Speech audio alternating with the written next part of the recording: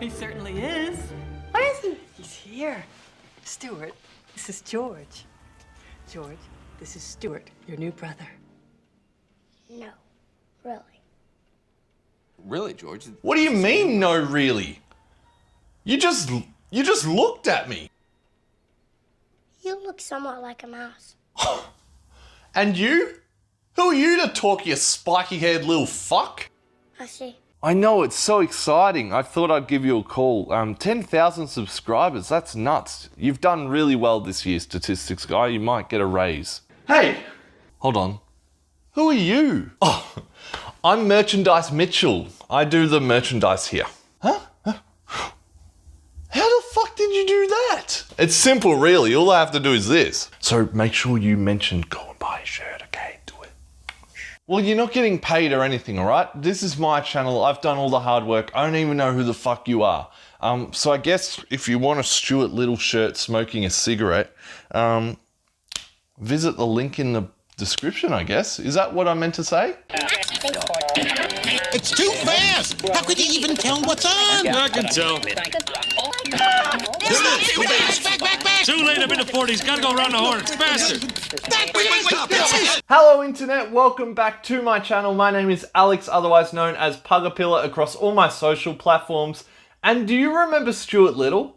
I'm just really curious, that's all. Do you actually remember Stuart Little at all? A lot of my friends remember it as this terrible fever dream that's just some part of their childhood somehow. Stuart Little is an animated film released in 1999, the year that also saw movies like The Phantom Menace and Toy Story 2, but most importantly, Brendan Fraser, the movie. Believe it or not, the screenplay was written by none other than plot twist master himself, M. Night Shyamalan. It was also based on the 1945 Stuart Little novel by E.B. White. I mean, it makes sense. A talking fucking mouse, that's the perfect twist. Boom! Stuart Little also had a budget of $133 million, which, I don't know, to me, seems like an absolute huge amount of money for the time. The Little Mouse, however, managed to bring home a whopping $300 million worldwide on its opening. So you could say that the box office wasn't so little. I recently had to rewatch Stuart Little for a segment in my podcast that I run, and rewatching it, God, this movie makes no sense. Now don't get me wrong here, the movie is a good time, if you were a child. The movie begins with Mr. and Mrs. Little and their son George on the day they are intending to adopt. George wants to go to the orphanage with his parents but has to go to school, because education is hugely important to a child. However, the actor who plays George is probably more educated on gyms and supplements now, rather than Pythagoras' theorem. I don't even know what that means. As George is sent off to school, he says, Remember, I want a little brother, not a big brother. "That is a very smart call, George. You're going places." And I really mean it. This movie just jumps right into it. I remember this movie pacing a lot differently when I was younger. The excited parents arrive at the orphanage where they will soon meet Stuart and are met by Mrs. Keeper, the owner of the orphanage. They enter a room full of children where a ball rolls up to them and is then picked up by, is that Ronald Weasley? Obviously overwhelmed, they sit down and this is where we meet today's feature character, Stuart. He introduces himself by saying how lovely it is that they finish each other's sentences. But how long was he sitting there for? The parents could have sat on him. I would also like to ask why no one is fucking freaked out by the presence of a talking mouse in clothes. This doesn't seem like a normal thing. Not that it was set up anyway. Oh yeah, Stuart, despite being a mouse, has human hands with 5 fingers for some reason. Anyways, Stuart chats up the parents and mentions that he knows all of the kids because he has been there for so long. So the Littles have a new family member. You know what they say, when life gives you lemons, you better grab a basket because that bitch is about to be full. Now, I personally would have adopted Stuart just to step on him 5 seconds later in front of all the other orphans. Mrs. Keeper, the manager of the orphanage from before, then says this. We try to discourage couples from adopting children outside their own species. It rarely works out. What the fuck does that mean? That opens up a billion doors. Are there other orphanages like this with non-human occupants? We then get a clever little intro sequence that introduces our main characters through a typewriter on an adoption form. One more thing, if this whole talking mouse situation is normal, Stuart would have been adopted within the hour. Imagine the selling price on eBay for a talking fucking mouse. The Littles bring Stuart home and Mr. Little asks Stuart if he would like a tour. So, would you like a tour? I don't have any money.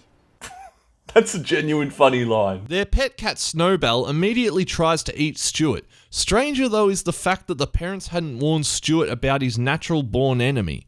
George then arrives home overly excited to meet his new brother. I'm home. Is he here? Is my brother here? He certainly is. Where is he? He's here. Stuart, this is George. George, this is Stuart, your new brother. No, really. Really, George? What do you mean, no really? You just looked at me. You look somewhat like a mouse. And you? Who are you to talk, you spiky-haired little fuck? I see. I have to go.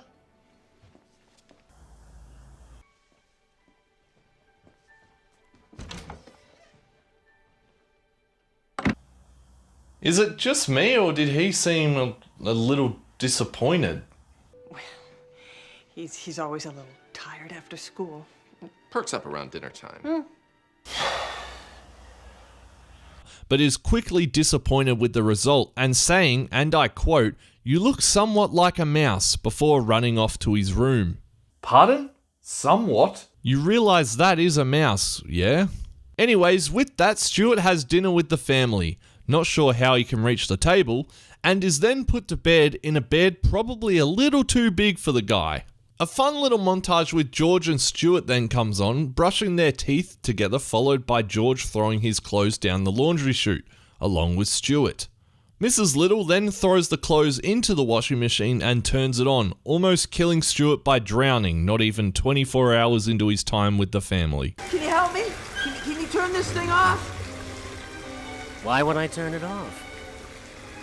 It's my favorite show. I'd like to point out that Snowbell is completely content with murder within the family. Stuart is saved and then taken wardrobe shopping. Don't you want to race your boat, George? I'm not so good at the racing part. So what? It doesn't matter about winning. You try like heck and you have fun. It's fun to finish last. The shop clerk then showcases figurine clothing for Stuart. Once again, no one just a little weirded out about a talking mouse. Fantastic. I hardly recognize you. Very smart. And you look just like a Little. I do? The rest of the Little family then get the opportunity to meet their newest member, with them all bringing Stuart presents, unaware at the time that he's a mouse. Their reaction is, well, something else. We'd like to introduce you to someone. This is Stuart.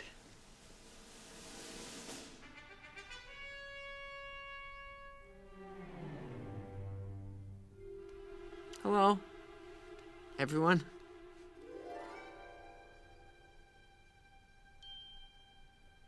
He's, Adorable!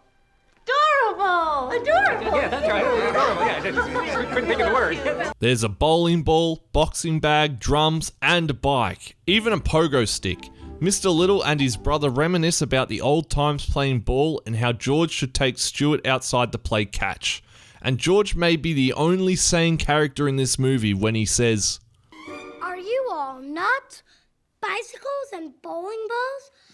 How's he gonna toss a baseball? How is he gonna do any of those things? He's not my brother. He's a mouse. Time to go.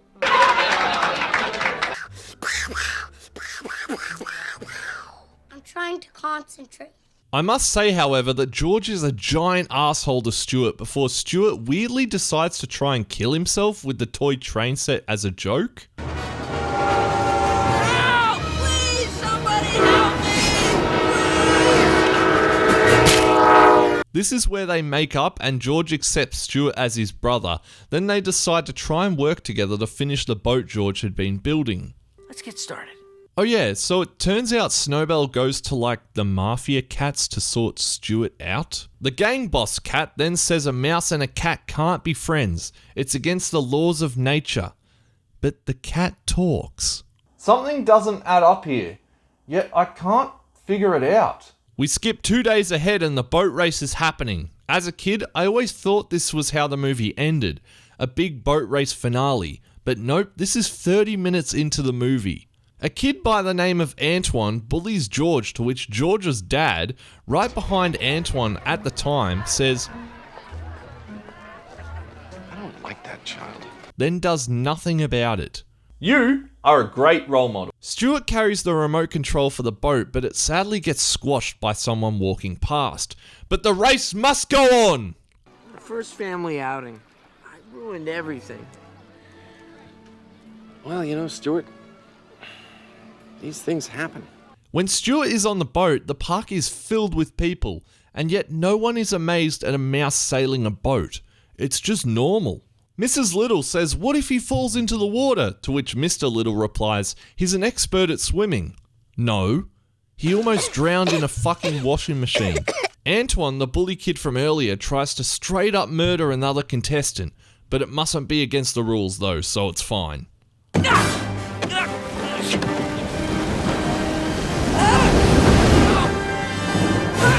The pond was not that big. I swear I remember this boat race near the end of the movie. Stuart ends up getting the victory royale and we then get to have the family back again for some family photos. The family photo really should have had, say, cheese. It's a huge missed opportunity. What's wrong? Well, it's just, you four look great together. This is the happiest moment of my life. But there's a plot twist. Turns out Stuart isn't the only talking mouse in the town. His parents show up and they want their son back. Do female mice tend to have false eyelashes? Wait. Why didn't you want me? Stuart, it shames me to say this, but you weren't born into a prosperous home. That's right. We couldn't feed you, dear. Couldn't feed him? How much could he eat? Once again, probably the smartest character in this movie. Stuart's mice parents leave with their son in a red car driving out towards their home and in front of an old couple walking past, who pay no attention to the fact that there's 3 mice driving a car past them. Mrs. Little has a full-on breakdown doing the laundry when she pulls out Stuart's smaller sized clothes. Just remember, this is a mouse she's breaking down over. Mrs. Keeper then arrives at the Littles' home where she has some news. She came to inform them that Stuart's parents had an accident and they didn't make it. They had an accident. Who? Stuart's parents. Oh my goodness. Well, are they all right? No. They didn't make it. Oh, no. Oh, my. They were grocery shopping and an unsteady pile of cans collapsed. They were identified by their dental records. But that was years ago. Baby, we have another plot twist. Boom! So it turns out that Stuart has been kidnapped and the mice that picked him up were organised by the Mafia Cat Gang. Stuart's parents died in a tragic cream mushroom soup incident years ago. I just told you. Dear, we have to take this up with the police. They fucking called the police when they realised Stuart wasn't taken by his parents. And the police make it a legitimate case. They have agents come in and finger swab as well as take photos for evidence for fingerprints. How normal is all of this? The Littles are taken to the police station where Officer Sherman, the lead investigator, tells them in cases like this and implies that Stuart is most likely dead. In a case like this, if the kidnappers have not called by now, then they're not interested in money. What are they interested in? Kicks. Exactly. It's my guess these 2 sickos are on some kind of cross-country mouse-killing spree. Oh, no. Well, thank you. Yes, you can kiss this boy goodbye. Oh, Thank you, Detective. Yeah, it's over. The things I've seen. Phil, where is that book on the grisly photos? Believe me, you don't want to see this. No. I'm also not too sure on how crime scene evidence works, but I guess it would probably not be normal just to traumatize any random person with photos of dead victims. Whoa, right off the bat, look at this one. This one kept me awake for weeks. Oh! The kidnappers are then told to bring Stuart to the Mafia Cat Gang to take him out of the picture. Mrs. Stout, the female kidnapper, then caves in and Stuart finds out that he was kidnapped and that he really is a Little. Ow! Tell him the truth! With this, we get Stuart Little triumphantly screaming out, I'm Stuart Little! No one would have been able to hear that. It would have sounded like a mosquito. In fact, it would have gone more like this.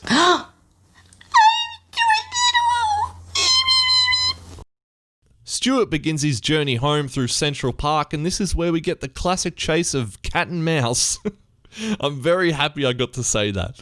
Stuart reaches a crossroads where he runs into the cats. He drives away from the cats as they chase him, and for a mouse, he's a fucking expert at driving backwards. This then leads Stuart into driving into the sewer to escape his natural enemies. He exits the sewer gutter right outside the Littles' home, extremely convenient, and when he enters, no one is there. He managed to get all the way across Central Park and home within a few hours. As a human, that's fucking impossible, let alone as a mouse. Snowbell is the only occupant in the home because the Littles are all out putting missing posters up. And Snowbell tells Stuart how the family hate him and don't want him anymore, which Stuart believes Snowbell straight away despite knowing how much the family cared about him. However, Snowbell does the biggest 180 on how he feels ever, feeling selfish for sending the loved family member away and aims to help Stuart out. Yo, I think I found your little fucking mouse friend. Stuart Little also has an OnlyFans. I've just thought I'd... If we don't find Stuart, it's gonna break his heart. If you hang up on me one more time, you little fucking asshole, I'm gonna make... The mouse is found by Snowbell in a bird's nest in Central Park again. Aren't birds also an enemy of mice? Why would you choose a bird's nest to sit in? Now we're beginning to arrive at our climax, and I'd like to address very quickly that on my podcast, for some reason, we were wondering what the size of Stuart's woohoo would be. Stuart Little. Does Stuart Little have a dick? Let's not talk about Stuart Little's dick. We'll find out if you do your homework this week and watch Stuart Little. Does he have a dick or not? And I'm sure Stuart Little's packing some Can you heat. stop? Have some respect. Do you reckon all the lady mouses on the street are just Lady fucking mouses. jealous? Lady Mices? mouses. They're- Mices? They get Mice. flustered when they see Stuart in his little like button-up shirt and they're all flustered. Oh, Stuart! Oh, With that Stuart! big old mouse dick swinging. Oh, Stuart, take me in your car! The gang of cats reach Stuart Little on the tree, and this is where Stuart stands up to 5 cats looking to eat him and goes on a big rant about family. You don't have to look alike. You don't even have to like each other. Look at Snowbell. He hates me, and still, he's trying to save me. Sure, you'll probably scratch him up pretty bad. You'll tear him to shreds. You may even kill him. But Snowbell will not run away, and that is what family is all about. Stuart Little does in fact have a huge penis. He stood up to 5 pussies and said no, not today. Snowbell then breaks the branches the cats were standing on and sends them all into the water below, followed by Stuart sending the mafia boss into the water by pummeling his face with a branch. It wraps up with Stuart finally back home with his family, with their fairy tale wrapping up happily.